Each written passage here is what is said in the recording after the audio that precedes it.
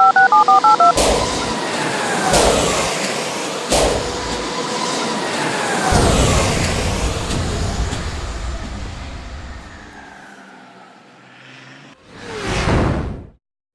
guys, I'm here with MrTuner89. It is 89, right? Right. Alright.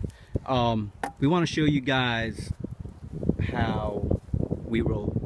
This is called a ghetto soldering job. Look at this. What happened was, here, show the series connector.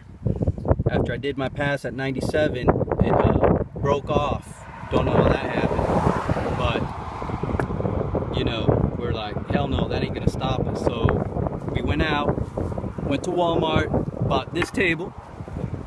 We bought this little butane benzomatic. Yeah, that's right. I thought he was joking, but this thing rocks. I'm gonna have to replace my soldering with this. And MrTuner89 went ahead and did a connector, series connector, came out badass. So we don't mess around. Look at this. I'm charging my lipo right there,